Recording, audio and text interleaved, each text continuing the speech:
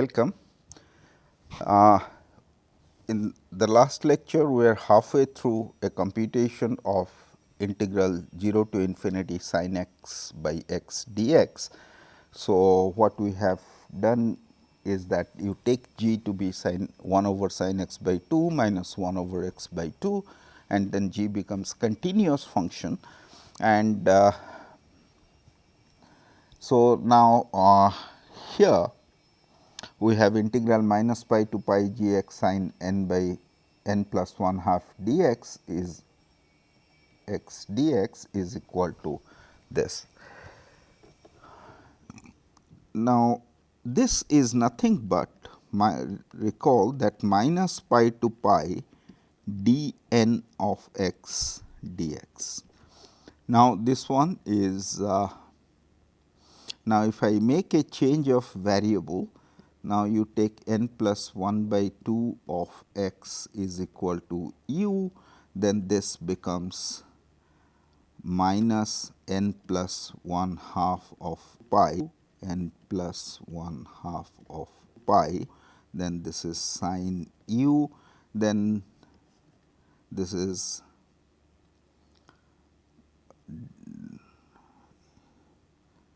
du du, and then there is a factor of dx by ds, that is a factor of x by 2 is going to come to the top. This is what we have got. Now, this integral of minus pi to pi dnx dx, just recall that this is going to be summation minus n to n 1 by 2 pi integral minus pi to pi e to the power I n x dx, which is going to survive only n equal to 0, then that is 2 pi. So, this is going to be equal to 1, but now there is not a factor of 2 pi. So, this is 2 pi. So, then this one is 2 pi minus 2 times. So, now if this is the 2 times, sin is an odd function, u is an odd function. So, this becomes 4 times 0 to n plus 1 half u pi sin u by u du. Now, this is equal to integral minus pi to pi g x sin n plus half x dx. We have written it in this form. Now, on LHS, now this by Riemann-Lebesgue lemma, this goes to 0 as n goes to infinity. That is what we have seen, because n, this is g of x cos x by 2 sin n x dx plus minus pi to pi g of x sin x by 2 cos n x dx. Now, both of them, this goes to 0, this goes to 0, therefore, this entire thing goes to 0. Now, left hand side goes to 0 and the right hand side, this goes to 2 pi minus 4 0 to infinity sin u by u du.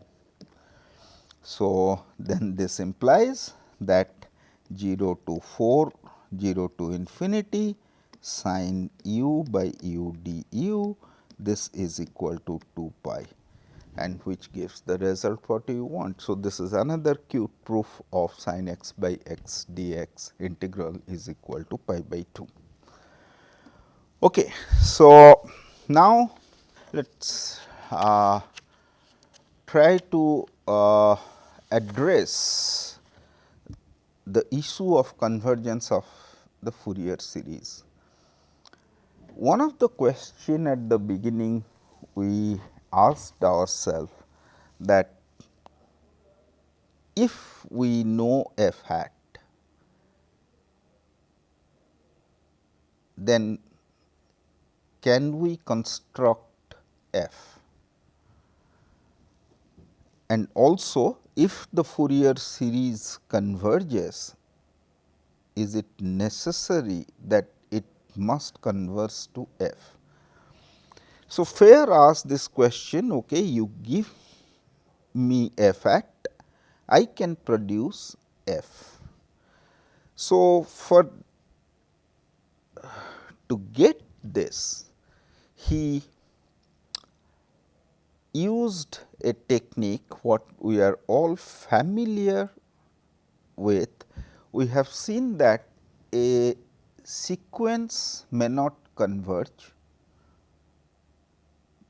but if I take their average, then this may converge. In the similar way, we can talk this concept for a series. Let us take let summation over n equal to 1 to infinity a n be a series of complex numbers.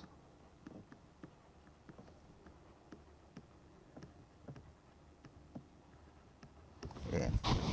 Now, we know what is the meaning of the convergence. So, convergence mean we say it converges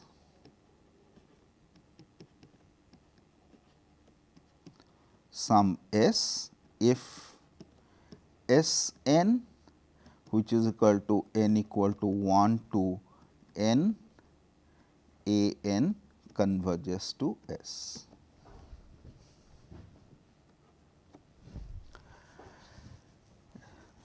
Now, we know that the series may not converge, but the average may converge. That means, let me define S n, a sigma n is equal to S 1 plus S n divided by n. Now, we say that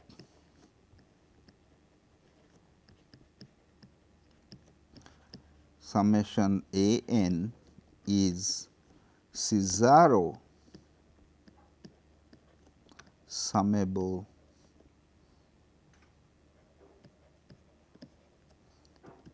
if sigma n converges to sigma for some sigma as n goes to infinity, or if you want to be, there exists a sigma such that sigma n converges to sigma. Now, we know that there can be a series which is not summable, but there are sigma n can converge. For example, you take a n is equal to minus 1 to the power n, then of course, this series does not converge, because the partial sum is going to be either 1, minus 1 or 0. So, this is oscillating. So, which means S n is equal to minus 1 if n odd and 0 if n even.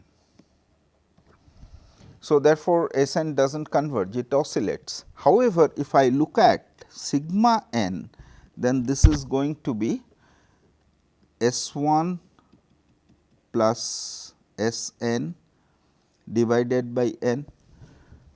Now, S 1 is equal to minus 1, S 2 is equal to 0, S 3 is equal to minus 1, like this what we are going to get. But this one is going to definitely converge to 0 as n goes to infinity. So, therefore, there can be a series which is not summable, but it is Cesaro summable. Now, natural question is that if the series converges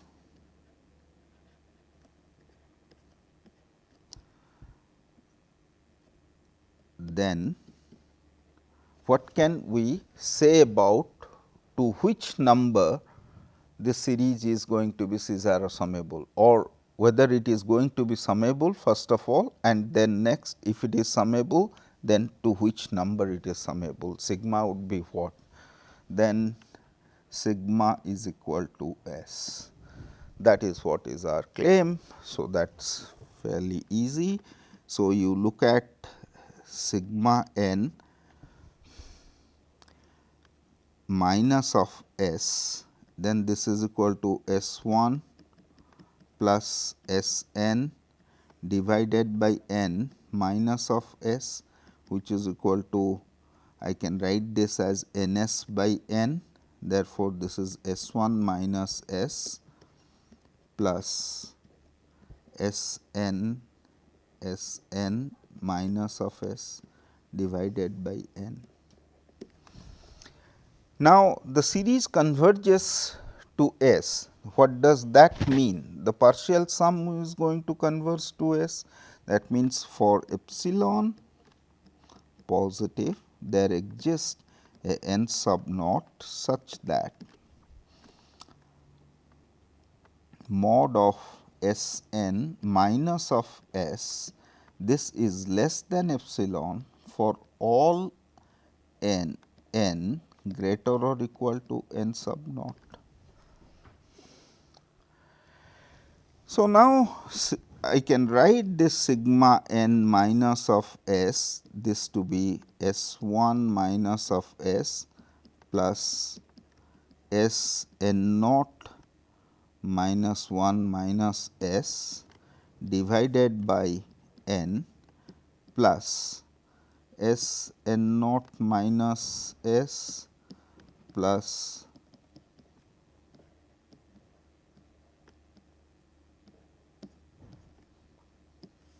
divided by n.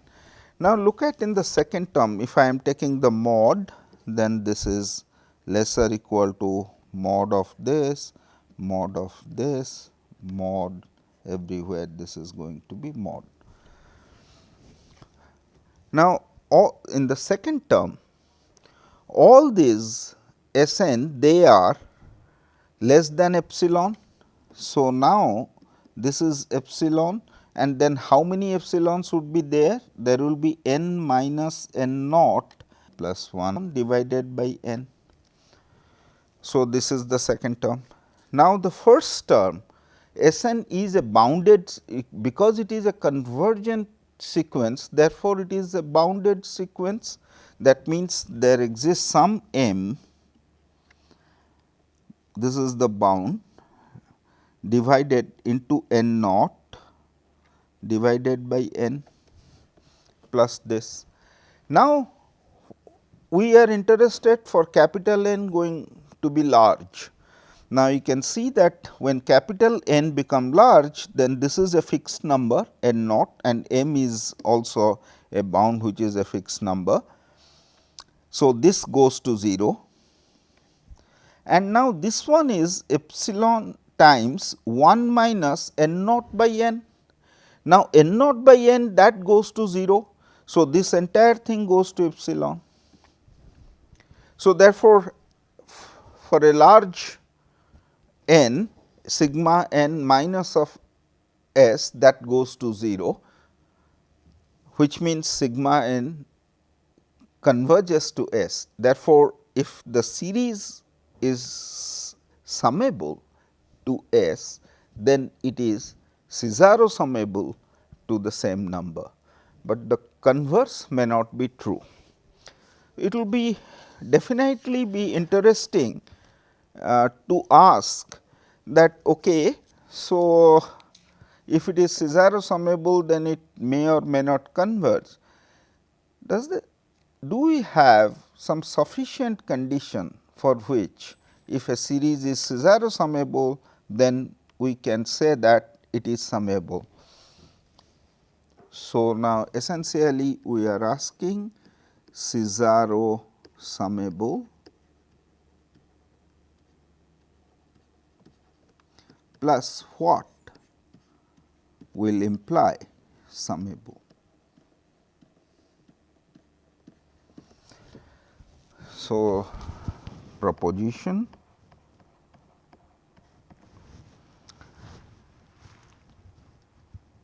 if A and Cesaro summable,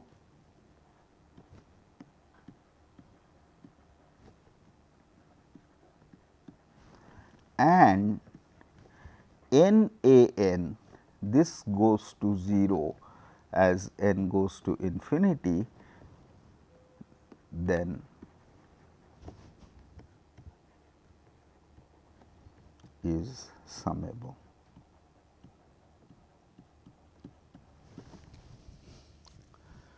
Okay. So,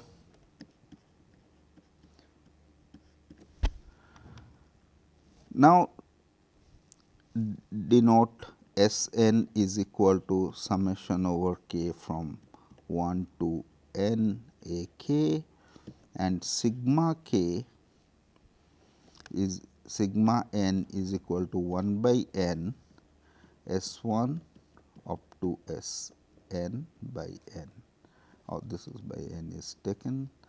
So, plus S n. Okay. So, now we do S n minus of sigma n.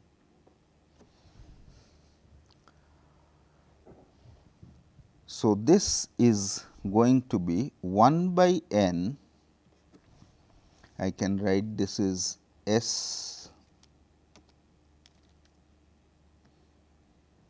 S n minus S 1 plus it goes up to S n minus S n minus of 1, because I am multiplying by n and dividing by n to S n.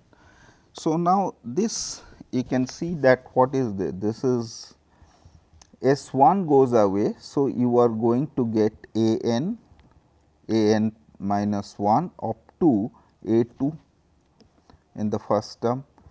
In the second term, you are going to get a n up to a 3, because you are taking out S 2, and in the last term you are going to get a n. So, now if you add this is 1 by n, this is how many are going to survive, this is n minus of 1 of a n plus n minus 2 of a n minus 1, and then this goes up to a 2. So, that is essentially summation over 1 by n k is equal to 1 to n, this is k minus of 1 of a k. Now, this is again in the same fashion, if we are given with the n a n converges to 0. So, this converges to the same number sigma. If sigma n converges to S, then this is summable. Okay. So, that is so now, before getting into the Fayer's theorem, so let us look at a very interesting and useful algorithm to add. You see, what we have seen is that when we have product of two functions, then usually we are tempted to, if we need to integrate the product of two functions, then we are tempted to use integration by parts. Now, suppose if we have a product series, then what happens? So, this is called summation by part.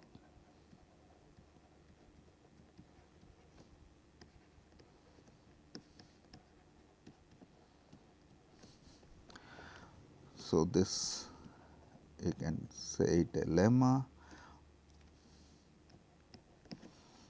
Suppose a n n equal to 1 to n and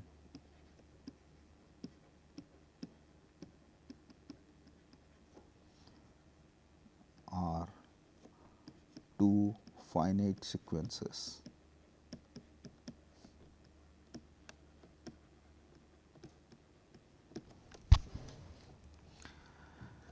Then summation n from m to n a n b n, this is equal to b n minus a m b m minus of 1 minus summation n equal to m to n minus 1 a n plus 1 minus of a n, then b n, where b capital B k is equal to summation over n equal to 1 to k, the partial sum of b n. See the similarity with the integration by parts. What do you do the integration by parts?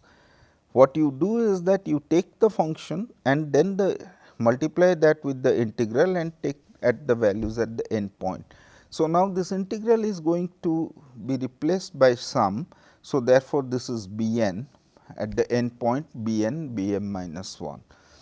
And now, then you are integrating with the derivative and then the integral of the function g. So, now the derivative here it is going to be replaced by the difference. So, this is why it is called summation by parts. So, the proof is a simple game of arithmetic. So, now observe that this each b n is equal to b n minus of b n minus of 1. So, therefore, what you have got, look at the right hand side, a n b n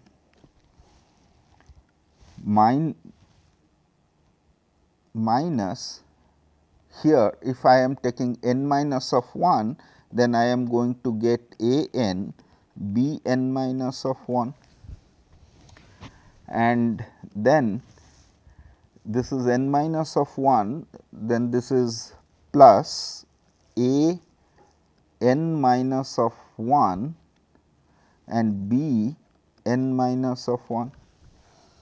Now, for n equal to n minus 2, here I am going to get minus of a n minus 1 b n minus 2, then plus a n minus 2 b n minus 2 minus it will goes up to the mth term is going to be minus a m plus 1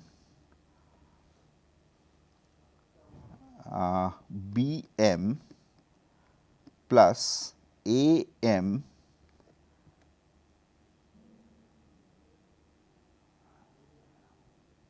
b m, and this goes to. So, now as you can see that this what you are going to get a n and you have a m b n minus 1. So, if you do the cancellation, here you have got b n, then plus here you are going to get b n minus 1 b n minus 2, this is going to get b of n minus of 1, like this what you are going to get, that this is RHS LHS.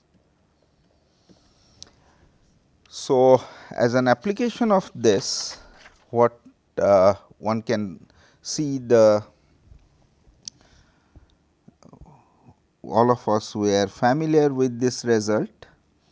Suppose this partial sum of for b n, they are bounded, and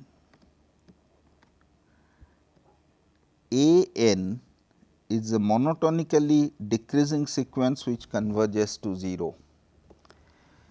Then what happened to summation of n equal to m to n a n b n? This is going to be a n b n minus a m b m minus 1 plus or minus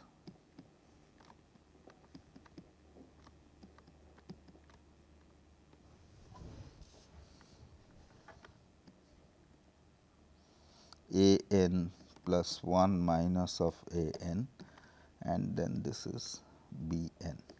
Now, if you take the modulus inside, then the mod of a n plus 1 minus of a n, this is a decreasing sequence. So, this is a n minus of a n minus of n plus of 1. So, therefore, when we are taking the mod inside, so here we have got then this one mod of summation n equal to m to n a n b n. This is lesser equal to some constant times m of mod of a n plus m of mod of a m, and then this is plus m times summation over m to n minus of 1 a n minus of a n plus 1, and this is equal to m mod a n plus m mod a m plus m times. Now, this is a telescopic sum. So, the telescopic sum, this is going to survive only when the first term and the last term. So, I have got then this is a m and then minus of a n. Now, a n's, we have chosen the sequence which are decreasing sequences and converging to 0. So, therefore, this goes to 0, this goes to 0 and this goes to 0. Therefore, the tail of the series a n b n, this goes to 0. We know that in this case the series is going to converge. So, this is what you have used in the Dirichlet test or Dedekind test. We have seen that in the basic calculus, and also while we are recalling the convergence of series, we have seen this. Okay, so, now we are now well equipped to address what Fair had asked, that if someone provides us f hat of n, can we give back the original function f?